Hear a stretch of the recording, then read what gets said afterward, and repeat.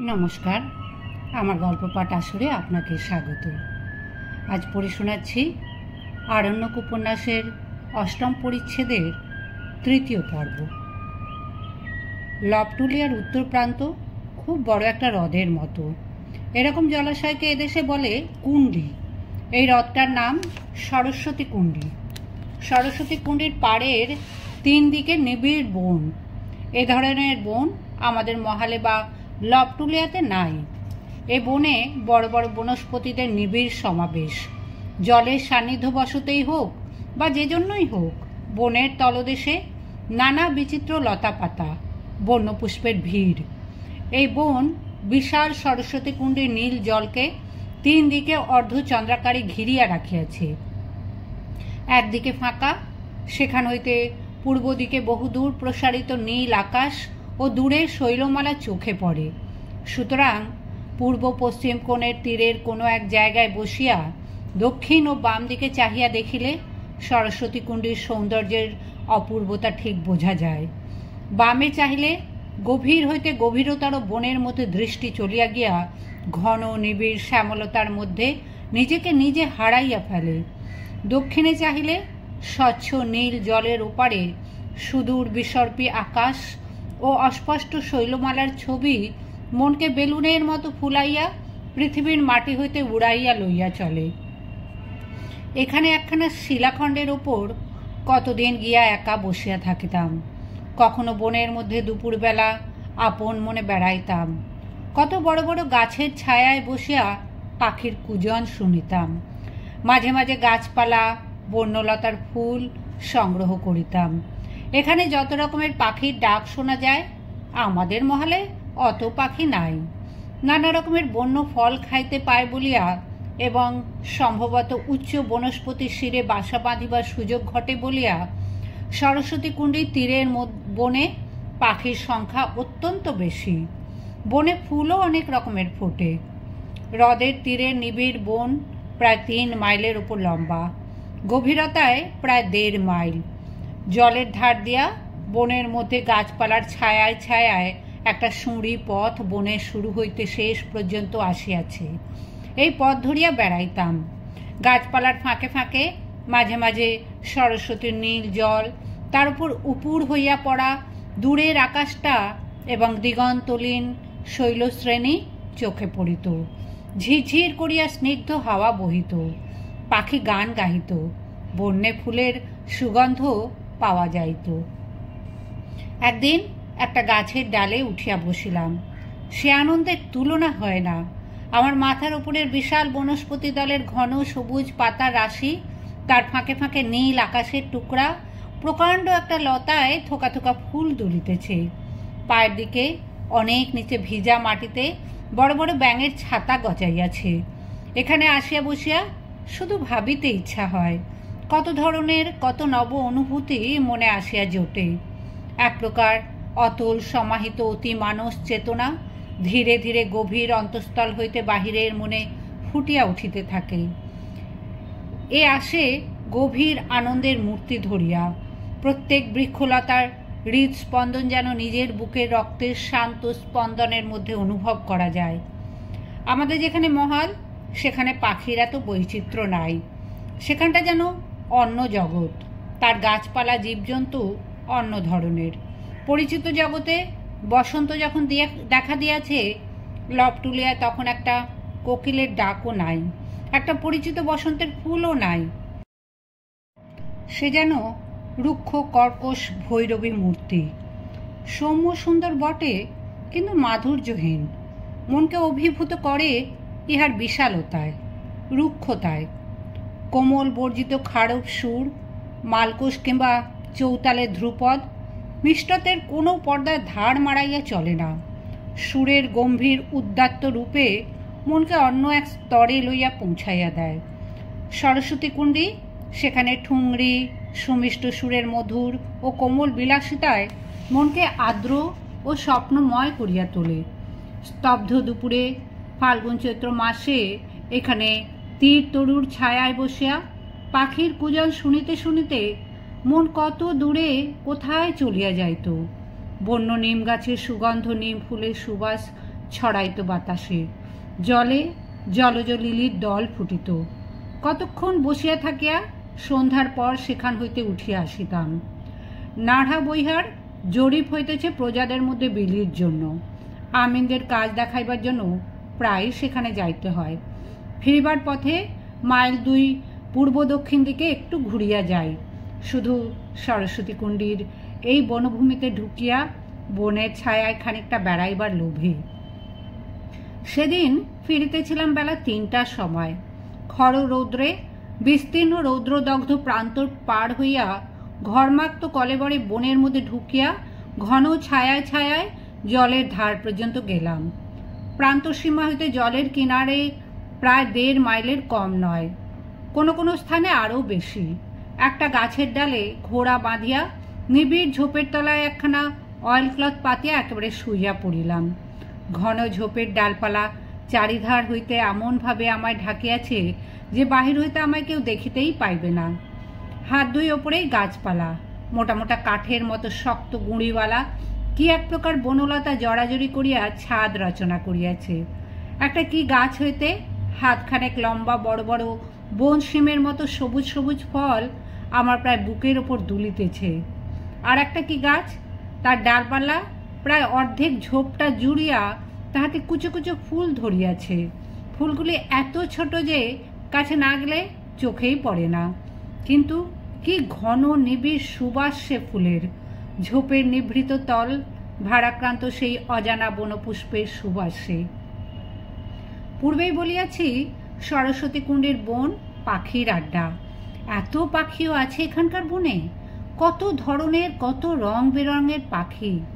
শ্যামা, শালিক, হরটিট, বনটিয়া, ফেজান্ট্রোক্রো, চড়াই, ছাতারে, ঘুঘু, হরিয়াল, উঁচু গাছের মাথায় বাজবৌড়ি, চিল, কুল্লো, সরস্বতী নীল জলে বক, শিল্লি, রাঙাহাঁস, মানিক পাখি, কাক প্রভৃতি জলচর পাখি। পাখির কাকলিতে মুখর হইয়া উঠিয়াছে ঝোপের ওপরটা। কি বিরক্তি করে তারা, তাদের উল্লাস ভরা অবাক কুজনে কান পাতা দেয়। অনেক সময় মানুষকে গ্রাহ্যই করে না। আমি শুইয়া আছি দেখিতেছে, আমার চারিপাশে হাত 1.5 দূরে তারা ঝুলন্ত ডালপালাওয়ালা লতায় বসিয়া কিচকিচ করিতেছে। আমার প্রতি ভ্রুক্ষেপও নাই। পাখিদের এই অসংকোচ সঞ্চরণ আমার বড় ভালো লাগিত। উঠিয়া বসিয়াও দেখিয়াছি তাহারা ভয় পায় না, একটু উড়িয়া গিয়া কিন্তু একেবারে দেশ ছাড়া হইয়া পালায় না। খানিক পরে নাচিতে নাচিতে বকিতে বকিতে আবার অত্যন্ত কাছে আসিয়া পড়ে। এখানেই এদিন প্রথম বন্য হরিণ দেখিলাম। জানিতাম বন্য হরিণ আমাদের মহালের জঙ্গলে আছে, কিন্তু এর আগে কখনো চোখে পড়ে নাই।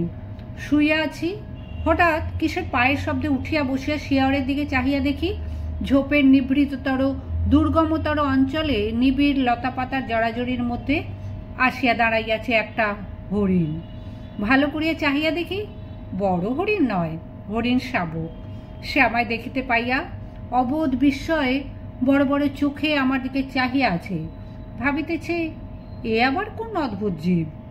খানিকক্ষণ কাটিয়া গেল, দুজনেই নির্বাক নিষ্পন্দ। আধ মিনিট পরে হরিণ শিশুটা যেন ভালো করিয়া দেখিবার জন্য আবার একটু আগাইয়া আসিল। তার চোখে ঠিক যেন মনুষ্য শিশুর মতো সাগ্রহ কৌতূহলের দৃষ্টি। আরও কাছে আসিত কিনা জানি না, আমার ঘোড়াটা সে সময় হঠাৎ পা নাড়িয়া গা ঝাড়া দিয়া ওঠাতে হরিণ শিশু চকিত ও সন্ত্রস্তভাবে ঝোপের মধ্যে দিয়া দৌড়াইয়া তাহার মায়ের কাছে সংবাদটা দিতে গেল। তারপর কতক্ষণ ঝোপের তলায় বসিয়া রহিলাম। গাছপালার ফাঁকে ফাঁকে চোখে পড়ে সরস্বতী কুণ্ডীর নীল জল, অর্ধচন্দ্রাকারে দূর শৈলমালার পাদদেশ পর্যন্ত প্রসারিত। আকাশ নীল, মেঘের লেশ নাই কোনো দিকে। কুণ্ডীর জলচর পাখির দল ঝগড়া কলরব তুমুল দাঙ্গা শুরু করিয়াছে। একটা গম্ভীর ও প্রবীণ মানিক পাখি তীরবর্তী এক উচ্চ বনস্পতির শীর্ষে বসিয়া থাকিয়া থাকিয়া তাহার বিরক্তি জ্ঞাপন করিতেছে। জলের ধারে ধারে বড় বড় গাছের মাথায় বকের দল এমন ঝাঁক বাঁধিয়া আছে, দূর হইতে মনে হয় যেন সাদা সাদা থোকা থোকা ফুল ফুটিয়াছে। রোদ ক্রমশ রাঙা হইয়া আসিল। ওপারে শৈলচূড়ায় যেন তামার রং ধরিয়াছে। বকের দল ডানা মেলিয়া উড়িতে আরম্ভ করিল। গাছপালার মগডালে রোদ উঠিয়া গেল। পাখির কুজন বাড়িল, আর বাড়িল অজানা বন কুসুমের সেই সুঘ্রাণটা। অপরাহ্নের ছায়ায় গন্ধটা যেন আরও ঘন, আরও সুমিষ্ট হইয়া উঠিয়াছে। একটা বেজি খানিক দূর হইতে মাথা উঁচু করিয়া আমার দিকে একদৃষ্টে চাহিয়া দেখিতেছে। কি নিভৃত শান্তি, কি অদ্ভুত নির্জনতা! এতক্ষণ তো এখানে আছি, 3.5 ঘন্টার কম নয়। বন্য পাখির কাকলি ছাড়া আর কোনো শব্দ শুনি নাই। আর পাখিদের পায়ে পায়ে ডালপাতার মচমচানি, শুষ্ক পত্র বা লতার টুকরা পতনের শব্দ। মানুষের চিহ্ন নাই কোনো দিকে। নানা বিচিত্র ও বিভিন্ন গড়ন বনস্পতিদের শীর্ষ দেশের।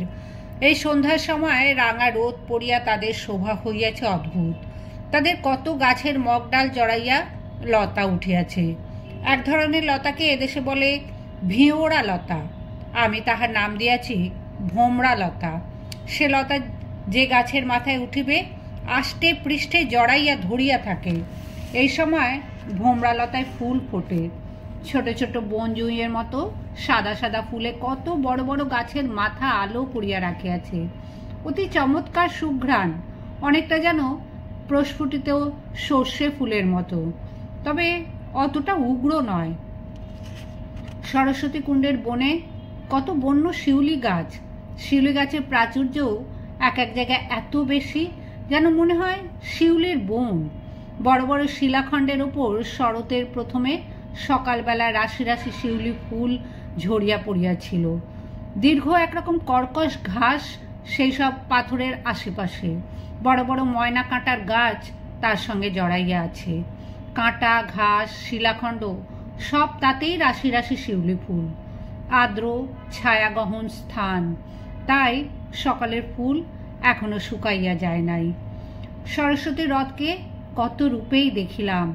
লোকে বলে সরস্বতী কুণ্ডের জঙ্গলে বাঘ আছে।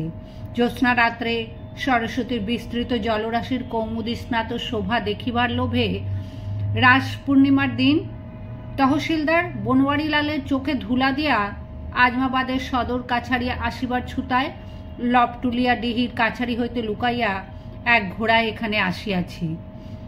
বাঘ দেখি নাই বটে, কিন্তু সেদিন আমার সত্যই মনে হইয়াছিল এখানে মায়াবিনী বনদেবীরা গভীর রাত্রে জ্যোৎস্না স্নাত হ্রদের জলে জল কেলি করিতে নামে। চারিধার নীরব নিস্তব্ধ। পূর্ব তীরের ঘন বনে কেবল শৃগালের ডাক শোনা যাইতেছিল। দূরের শৈলমালা ও বনশীর্ষ অস্পষ্ট দেখাইতেছে। জ্যোৎস্নার হিম বাতাসে গাছপালা ও ভোমরা লতার নৈশ পুষ্পের মৃদু সুবাস। আমার সামনে বন ও পাহাড় বেষ্টিত নিস্তরঙ্গ বিস্তীর্ণ হ্রদের বুকে হৈমন্তী পূর্ণিমার থই থই জ্যোৎস্না। পরিপূর্ণ ছায়াহীন জলের উপর পড়া ক্ষুদ্র ক্ষুদ্র বিচিমালায় প্রতিফলিত হওয়া অপার্থিব দেবলোকের জ্যোৎস্না। ভোমরালতার সাদা ফুলে ছাওয়া বড় বড় বনস্পতি শীর্ষে জ্যোৎস্না পড়িয়া মনে হইতেছে গাছে গাছে পরিদের শুভ্র বস্ত্র উড়িতেছে। আর এক ধরনের পোকা একঘেয়ে ডাকিতেছিল, ঝিঝি পোকার মতোই। দু একটা পত্রপতনের শব্দ বা খসখস করিয়া শুষ্ক পত্ররাশির ওপর দিয়া বন্য জন্তুর পলায়নের শব্দ। বনদেবীরা আমরা থাকি তো আর আসে না, কত গভীর রাত্রে আসে কে জানে। আমি বেশি রাত পর্যন্ত হিম সহ্য করতে পারি না, ঘণ্টাখানেক থাকিয়াই ফিরি। সরস্বতী কুণ্ডীর এই পরিদের প্রবাদ এখানেই শুনিয়াছিলাম।